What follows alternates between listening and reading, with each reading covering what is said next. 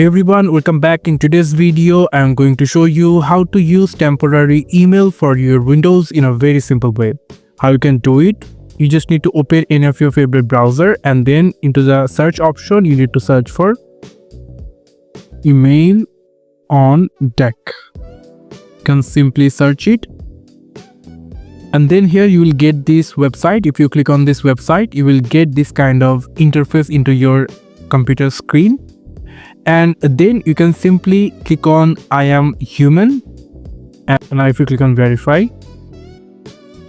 and now it's proven you are human. And then if you click on step 2 for get email, and here you can get your private email from here. You can see, you can simply copy it and you can paste any of where you want to paste it, and then you will get the email received. Any of notification, you will going to get it over here. So this is how we can simply do that. Thank you so much for watching this video. I hope to see you for our next videos. Till then, goodbye.